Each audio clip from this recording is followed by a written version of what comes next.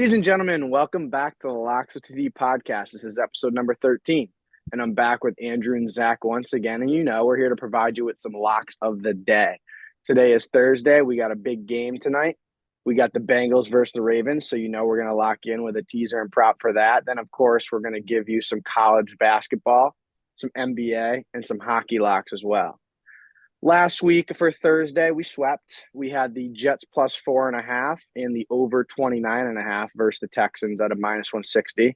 That cashed as a teaser. Then we also had Devontae Adams over 4.5 receptions at a minus 150. That cashed almost in the first half, so that was very easy money. We're looking to do that again this week. And then, of course, we'll also provide you with some Sunday NFL locks, give you some props, and then some, just some lines that we absolutely love. And don't forget, we all got some new sweatshirts here at LocksOTD. Yes, Here we are, sir. just It's some walking fire. locks all over here. Dude, The they're, boys are set up. they're so nice. They're so I love comfy. it. Dude, Like, no joke. Like, I own a lot of sweatshirts. This is the comfiest sweatshirt I own. And I'm not just saying that because it's our brand. Like, we're realist, most legit, and our sweatshirts are very legit too. Just yeah, look at this. the But, material's you know, unbelievable. insane, dude. Yeah. But follow us at LocksOTD on Instagram. We'll be posting our sweatshirts there pretty soon to sell. They're not up for sale yet, but anyways, let's get into the locks. We'll go over our recap last week. Andy, kick them off. Yep. I had the Bears. They're miserable last week. Just on an ice cold streak right now. We'll turn it around. We got something cooking for you this week, but we'll snap out of it. We'll snap out of it. What'd you guys have? So we went 2-2 last for Sunday. We with our slate, we went minus zero point 0.7 units. So not even minus 1 unit, basically even slate. So now we're up 11.2 units on the podcast season for Sundays. I had a 3-star Ravens -7 at a minus 145. That cashed. They won 41-10, so it wasn't even close. Zay Flowers, like I said, had another 100 receiving yard game. That's 4 in his last 5 now. And then Henry, like I said, who averages 108 rushing yards and over a touchdown per game, he got over 100 rushing yards that game as well. And then Lamar had 3 TD passes, and Bo Nix had 0. Like I said, I want to see Bo Nix actually play a real team, not these other little, Fugazi teams, garbage. Anyways, so then I had Cedric Tillman as a 2-star over 3.5 receptions at a minus 150 on the Browns. He cashed. He had 6 receptions for 75 yards and a touchdown. So bang, bang. Little check, check. Zach, what'd you have, kid? Or actually, I had Sally the Raiders plus 8.5, and Vegas must have knew that I loved the Raiders because the Raiders tried everything in their power to not cover that 8.5. So sadly, we took a big L on that one. They just could not stop the Bengals offensively, just couldn't get it going. So take an L there, and we're gonna work back for a dub this week. Oh, absolutely. We're coming in hot. That's what we do. But yeah, you're right. They literally did everything to not cover that game. It was insane. So let's get into our college basketball locks. I know you got some over there, Zach and Andy. So get them going. Zach, you want to give him the 3-star or 2-star real quick? Yeah. So we're gonna get right into it. So our 2-star for tonight is going to be Central Michigan minus 4.5 against Stony Brook. So with that, it's going to be a neutral site game. That one's played in Milwaukee, Wisconsin. Central Michigan comes into this game with very good experience and some good transfers. They have Kyler Vanderjag, if I hopefully said that right, from Belmont, and Jacoby Hardy from Beth Cookman. This Central Michigan team comes in with a lot of experience. A lot of their seniors are going to be coming in who are juniors and seniors. They also returned 3 starters in their lineup. Most of this team has a lot of experience. There are a lot of juniors, a lot of seniors. They're sophomores. Pretty much every single kid in this program is coming back. So they've only played 1 year for this coach, and it showed in their first game against South Alabama. They were very well gelled, and they really connected, shot the ball well, passed the ball well, didn't really turn the ball over. So I think the big thing I like about this team tonight is that they're a big team. Starting lineup is 6'11", 7 feet tall. They got some very big kids down there. They can rebound. They out-rebounded South Alabama in the last game. And I think one of the big takeaways here for Stony Brook is Stony Brook played Marquette in their first game. Marquette's ranked 18. They got killed. But Stony Brook played 10 people in that game. Half that lineup was freshmen and JUCOs. Those kids had never played a D1 basketball game. So it's going to take them a while to get the kinks out. And if anything, too, their transfers are all pretty young. They're all sophomores, a couple of them juniors, but those kids never really played at the schools that they were at. So you got a Stony Brook team that has a lot of inexperience and hasn't had a ton of time on the court. And Central Michigan is coming off a nice win. They're starting to gel together, and -4.5 is a small number for a neutral site game. So we're laying the points on Central Michigan tonight. Love that. Love that. 3-star for college basketball. We're going with Michigan State. Big spread, -27.5. It's a -105. This is easy. They're playing Niagara. You got a Big Ten school versus a small D1 school. The small D1 school, Niagara, traveling to East Lansing, playing against Tom Izzo in a packed Breslin Center. It's going to be a tough night for Niagara. Michigan State, they're massive this year. They have a huge size advantage over Niagara. They have 3 guys over 6'11". Niagara only has one true big. So MSU will dominate the boards offensively and defensively. Niagara will struggle, obviously, just because of size. Booker on MSU, he's a forward, 6'11", shoots threes. That's going to be tough to guard if you have another center like MSU has that's 7 foot down low. So if you have both those guys out there, which they do, it's going to be very, very, very, very tough for Niagara to guard. And uh, the main scoring from MSU will come from Jaden Atkins. He is insane. 6'4", guard, lights out shooter, can score anywhere on the floor. He isn't afraid of going down low either, getting the dirty work, getting the foul, the and one. Can you guys hear these birds right now? Yeah, Dude, just chirping. they won't Perfect. shut up. Like, what is going on right now? This is insane. I Holy, love it. but Kids yeah, in the middle of a field over there. yeah, it's ridiculous. I think you get the shotgun out. But yeah, Atkins, he's just insane. He's elite scorer of the ball. Gonna get the dirty work, gonna create the contact, looking for the foul. His first game, Atkins dropped 23 points, 9 boards, 5 assists, 2 steals, 2 blocks, does everything. So that kid, he's gonna be very fun to watch to lead this MSU team, hopefully down a long road to March Madness. I think MSU is gonna be very, very, very, very good. Uh, this Niagara team just has no chance tonight. 27 and a I half. love it. It's a lot, but it's MSU basketball. Their team, their school shows out for them when they have a good team. So take that spread, hammer it down. 3 units. 27 and a half. Lock it in. Yep. All right, fellas. Now let's swing it into NBA. Get them going. Yeah. So our 3-star for tonight is going to be the Blazers +5.5 at a -130. Portland has been playing very well as of late and has competed very well against some of these top teams in the West. And they're coming off a nice comeback win against the Pelicans the other night. The Spurs are coming off back-to-back losses against the Clippers, and last night got beat by 30 by the Rockets. So they're on a back-to-back, trying to come back home. I think this is going to be a game where the Spurs struggle. Portland is the tallest team in the league at 6'7" per average player. And the Spurs just so happen to have pretty much the tallest player in the NBA. And this Blazers team loves to slow the game down defensively. And San Antonio currently ranks last in scoring in the NBA. So I think a big loss for them tonight is not going to be having Jeremy Sochan, who just went out 4 to 6 weeks with an injury. And that guy had been providing a massive spark for them. So not having him is really going to hurt. So the Spurs' depth tonight won't be as good because Devin Vassell, one of their shooting guards, is still out. Doesn't look like he's going to be playing. And you got Portland right now, who's fully healthy as well. So you got Anthony Simons, who's coming in, who's averaging 20 points a game, can shoot a nice 3 ball. And they've got other good guards. Scoot Henderson's going to come off the bench. He's going to play for you. And I think one of the big factors in this game, and I never really thought I'd say this, but DeAndre Ayton is going to play a big factor on Wembanyama tonight. He's known for his defense. He's a tall 7-footer, leads the NBA in double doubles right now.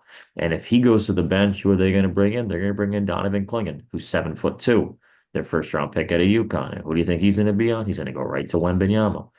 Portland just has a whole mix of tall forwards and guards who are just going to swap on and off defensively the entire night. And they are going to try to make the Spurs' life a living hell. And I don't know if 5.5 points, I think, is too much in this case. I think this game's going to be very close. So we're laying the 5.5 on Portland on -130.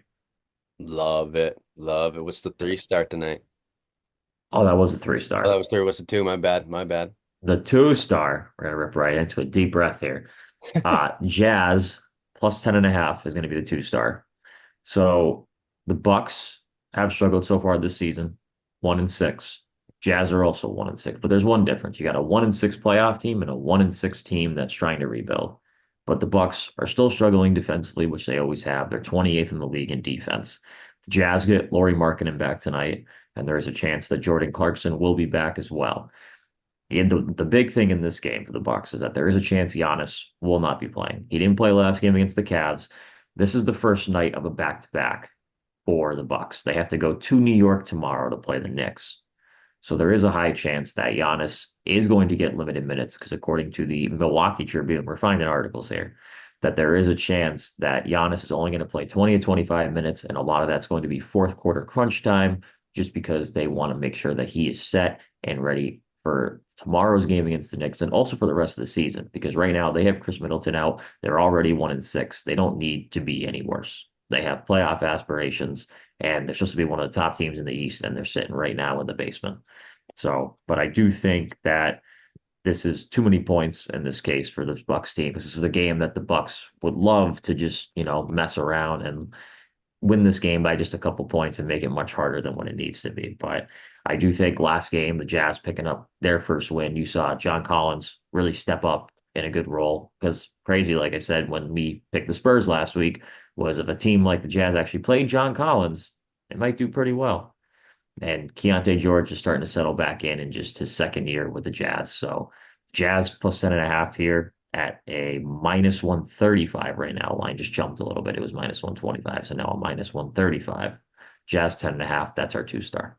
Yeah, if Bucks don't keep winning, man, they don't win. Doc's gonna get canned real quick. Yeah. They're in trouble. And they decided to fire Adrian Griffin when he was like 35-12 last season. And I just saw yesterday that Doc Rivers' record with the Bucks is 17-25. Yeah, so not a big Yikes. difference. Mm-hmm. Yep. Insane. So now we'll swing it into NHL locks. Andy, you have a 3-star? Yep. Going with the Kings money line, minus 110, 3 units. Los Angeles Kings, 3-0, playing at home. Canucks, playing the Vancouver Canucks. They've been hot on the road this year, 5-1. And wrapping up their road trip right now in LA playing the Kings. Canucks won their last 2 games against garbage teams, Ducks and Sharks. Not impressive at all. And looking at their other 4 wins, because they have 6 on the year, they beat Chicago, Philly, a very old and mid Pittsburgh Penguins team, and also beating the Panthers, the Florida Panthers, in overtime without Barkov and Kachuk, their best players. Once again, not impressed. Canucks, not that good. I don't think they're that good. They have a solid offense, good players, good names, but I just don't think their system is really what works in the NHL. The Kings are just a hard, gritty team. They just get down to it. They're going to hit you hard. They're going to put pucks deep. They're going to put pucks on net. That's just how simple it is. And Kings, they're also on a 2-game winning streak, both on the road, shut out the Predators in a 3-0 game in Nashville, then headed up to Minnesota, beat an 8-1 team in their barn, 5-1, easy money. So offense is just purely clicking right now. Goalies are hot too. It's a good time to face the Canucks that haven't been beating good teams. So I'll take that minus 110 at home. Free money. Thank you. Onto the two-star. Take that one to the bank and on to the 2-star. And for the 2-star, we got the Florida Panthers to win in regulation at a minus 120 versus the Nashville Predators. The Panthers are 9-3-1, while the Predators are 4-8-1. Predators just played a very physical game last night versus the Capitals and lost 3-2. Their star goalie, Saros, played and he played very well, but I highly doubt he's going to start back-to-back nights. That doesn't happen too often in the NHL anymore. Which means most likely Scott Wedgwood is going to be the starter for the Predators tonight, and he has an 8.54% save percentage with a 3.54 goals against average, all right? And that's coming in against the Florida Panthers team with a high-powered offense. The Predators' leading goal scorer is Philip Forsberg. Goals. Anyone that has more than 2 goals on the team. That's insane. They don't score. And then on the other hand, like I said, you got the Panthers who are just good overall with a high-powered offense, but they have a couple star players. The thing is, they're made up of majority role players, and they all do their job and work together. And that's what works well in the NHL and is going to get you wins. And clearly, it's working for them. That's why they're 9-3. So, I mean, I think there's a chance they win this game by 3+ goals. I mean, they're just much better than the Predators team. And then you're putting Wedgwood in and not even Saros, who is technically the Predator best player, in my opinion. He's what holds them down and actually gets them a few wins. So I love the Panthers to win in regulation at a -120. Lock it in. Mm-hmm. So now let's kick it into tonight's game with the Bengals and Ravens. And Andy, I know you got the teaser lock, so let's cash it again, kid. Yeah, we're going a little teaser tonight. We're going with the Bengals plus 10.5 and over 40. And that comes out to a -145. That is on Fanatic Sport Books. I don't know if you guys ever use that one. It's a good one. You can move the lines like crazy there and get some good get just better value for yourself on the points. But yeah, this is a divisional game. I see the Bengals keeping this one tight and potentially could win this one. Just to get that AFC North division much tighter than it is. Both teams coming off massive wins. This is why the over-under set so high at 52.5.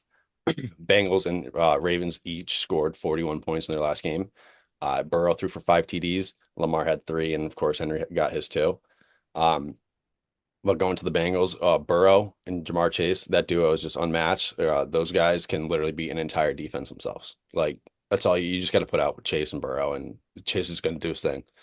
Burrow's one of the smartest and most accurate QBs in the league, which makes it a lot easier for him when he has a guy like Jamar Chase that's an elite route runner and can catch literally anything. And there's a reason why Chase has so many more yards than the next receiver on the Bengals. Chase has 700 receiving yards this year, which is second best in the league. That's 400 more than the next closest receiver on the Bengals, which is crazy. So obviously that connection it's there. It's right in front of their faces, and defenses know that Chase is going to get the ball and still can't stop him. So it's just going to be an offensive game, especially just both sides. Ravens offense unstoppable. Doesn't matter who's running it. It could be a touchdown. It's just how it is. Like Henry's having a crazy year this year with 11 touchdowns already through week 9. Future bet? Was that a little future bet? Sure it was. Thank you. You're welcome. Yep. Lamar, obviously, getting better with the passing game, thanks to Zay Flowers.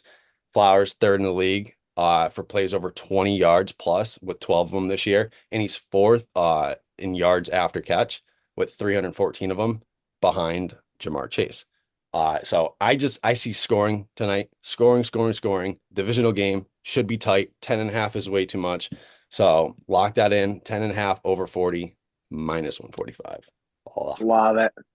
And I'll lock you in with the little prop of the night. But right back to your future prop. Kid Cash is over 10.5 Derrick Henry touchdowns in like week 10 already. Come on. Too easy. But yeah, the Ravens offense is, of course, just overpowered, and the Bengals defense is a little iffy. But then on vice versa, yeah, Ravens defense is iffy, kind of solid, pretty good, actually. But the Bengals, I expect them to keep a close game. It's a divisional game. They're not going to let this be a blowout. And in prime time, come on now. Mm-hmm. But anyway, so let's kick it into the prop. For the Bengals, we got Andre Iosivas over 20.5 receiving yards, -115. And that will be on FanDuel. On DraftKings, the over-under is 23.5. So take that extra value. You get 3 less yards, same line, over 20.5 at a -115. He hasn't done this in his past 3 previous games, but he did it 5 of the first 6 weeks coming into the season, which is very impressive. Mind you, T. Higgins is out this game, which gives him a massive opportunity to get 21+ yards. Realistically, we know that's 1 catch, 1 to 2 catches, and that's probably cashed right there. But no T. Higgins. Targets are available. Like Andrew said, it's going to be a Burrow Chase connection, but it can't only be them. There's going to have to be someone else that steps up. And I mean, the over-under, like you said, is 52.5. Some have it at 53. That's one of the highest of the entire season.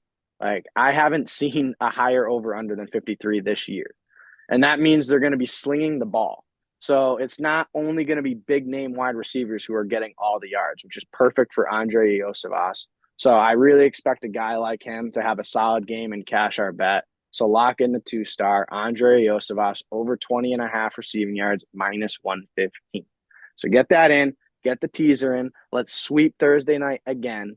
And then now, boom, we'll get into NFL Sunday. Let's get into it, fellas. Yes, sir. Let's sweep that up. I'll rip mine real quick. Going with 3-star. It's going to be the Bills. It's going to be -2.5, -165 by a couple points here. They're playing the Colts in Indianapolis. Josh Allen having one of the best seasons, not turning the ball over. He's thrown over 2,000 yards with 7 TDs and only 2 interceptions. Him not turning the ball over comes from the success of his O-line. That they're having a crazy good year this year. Only being sacked 11 times, which is fewest in the league. Allen, one of the toughest QBs, obviously. I literally watched him get knocked out 2 weeks ago. Then he played 2 snaps later. Like, what was that about? Dude was snoozing on the floor and just got right back up and was fine. Insane. And well, he's obviously a good runner too. He can evade the pocket when he needs to and make smart plays. Got 3 rushing touchdowns, averages 4.5 yards per carry, which is pretty good for a QB. Colts defense, arguably the worst in the league. Indy's let up over 2,100 passing yards, which is 5th worst, while also letting up 1,350 rushing yards, which is 2nd worst behind the Panthers. And Allen and Cook, they're going to cook tonight. That's all I'm going to say. They're going to be cooking tonight. And for Colts, Tonight? Hey, my bad, Sunday. My bad. My bad. But for the Colts, they have starting center Ryan Kelly. He's out. So put a backup in at center. Could see some sloppy snaps, false starts, maybe a couple fumbles. And the Bills, highest turnover differential at +11, forcing 7 fumbles and 8 interceptions this year, which is very, very, very good. That's number 1 in the league. So I think this is a very safe bet. You got a really good offense against a very bad defense. 2.5 points, win by field goal, by the points, lock it in, 3 units. Love it. And so with the other 3-star for NFL Sunday, we got on the Houston Texans, CJ Stroud, 225 plus passing yards at a -125 versus the Detroit Lions. Stroud averages 237.6 passing yards per game. But if you take out his one terrible game versus the Packers where he only put up like 80 yards, he averages 256.6 passing yards per game. So you just take out that one crap game, he's averaging 25 more yards. Actually 30 more yards than he needs this game. And I mean, we cashed last week on the Jordan Love over 225 yards versus the Lions, and we're rolling with it again with Stroud. The Lions defense tends to give up yards to solid QBs, and here's some of them. Like I said, Jordan Love, he had 273 yards in the rain against them, which is his 2nd best game all season. Then you got Sam Darnold. He had 259 yards against Detroit. Then you got Geno Smith. He had 395 yards against Detroit, and that was his best game. You got Matthew Stafford, 317 yards. That was his best game. You got Mason Rudolph, 266 yards. That was his best game. I mean, everyone's just blowing up the Lions defense with passing yards. So why do we not go with Stroud, especially after the Texans didn't have that great of a week? I expect them to have a pretty solid week this week. Personally, I believe Stroud is also better than all of those QBs I just named, except maybe Jordan Love you have an argument for. Geno and Darnold, yeah, they've been great, but they're not better than Stroud at the end of the day. Like, if you were to tell me you're going to start a team, you're not taking them over Stroud. End of debate. Also, key thing, Stroud has his number 1 target back, Nico Collins, who is a top 10 wide receiver in the NFL. Yes, I said that. With the over-under being 49, which is one of the highest of the week, I expect the QBs to sling it. And then, like I said, with Nico Collins back, who is basically a baby Megatron, a.k.a. Calvin Johnson, shout out to one of the GOATs. He's an absolute freak talent. Like, Nico makes catches that very few people in the league can make. I'll put it that way. So having Nico Collins and Tate Dell with Dalton Schultz, and then to support while Mixon is just opening up the passing game, who's playing unreal this season, Joe Mixon. But, I mean, that just sounds like an over 225 passing yards to me at a -125, so you can lock that one in. Zach, give him a little 2-star, bud. Yeah. So our 2-star is going to be Jets and Cardinals over 44.5 at a -130. I think one of the big things this week in this game is we have two teams. One, you have the Cardinals who have overperformed. The Jets have played really well. Or I should say, the Cardinals have played really well so far, 5-4. They lead the division right now. They have come in, they're scoring a lot of points. They've been able to put up 29 last week, 28 the week before. And the weeks that they don't score, they're still letting up a lot of points defensively. They're a bottom team in defense. And you go to the Jets. Jets are 3-6. The Jets have started to put up a lot of points recently, and their defense is giving up in the last 5 games way over 20 points a game. So I think you're going to see also a game here where the Jets at 3-6 need to win this game. So they are going to come out about as hot as possible, and they're going to try and score, and they're going to score a lot. And Kyler Murray's secretly had a really good season, and he comes out during these big games, and it's going to be a 425 game. It's going to be one of the spotlight games late afternoon, and 44.5 is not a lot. And I think you're really going to see these two teams probably put up a 27-24 type game. And don't be surprised if the Jets take this game as well. Funny you say that, because walking me right into the 2-star, which is the New York Jets money line at a -115 versus, of course, the Cardinals. The Jets will win this game, period. The NFL will not let a massive story like Aaron Rodgers and Devontae Adams go to waste so quickly. It just won't happen. Expect the Jets to potentially actually go on a little run these next few games. They have a very easy schedule. They play the Cardinals this week, the Colts next week, the Seahawks the week after that, which can go either way, and then the Jaguars. So they really should be coming out of these games at least 3-1, maybe 4-0. Whole different look after that. If you're a Jets fan, relax. I'm not saying they'll make the playoffs, but expect at least a run so you'll be entertained in the end. They're not letting this show just come to an end right at the midseason. This thing's going to last. I also expect a massive game from Breece Hall. Massive. Don't be afraid to on the 100+ rushing and receiving yards for him at a -130 or even 2 TDs. We've been hot with 2 TDs. I love Breece at 2 TDs at a +450. Come on, some value there. Anyways, the Cardinals have room to lose. Like, they're at the top of their division right now to lose this game. NFC West is tight. They're not going to win their division. The Cardinals won't. Meanwhile, the Jets have no room to lose. And if they lose this game, the rest of the season is basically useless for them. So, I mean, I really love the Jets this game. If you're going to give me money line at a -115 while the Jets are going to start heating up as we speak, I love it. So I'll take that line all day. 2-star, money line, -115, cash it in. Fellas, you got anything else? No, I just want to say in a dome too, so points will come. No weather Uh, can touch that game, so no. I love that. I Yeah, love those two locks. we love the Jets. We love the Jets game. Love So that wraps up podcast number 13. If you want to look at some sweatshirts, they're pretty fire. They'll be released soon. Like I said, follow us at LocksOTD on Instagram. And thank you again for tuning into the podcast, and we will see you next week. Peace.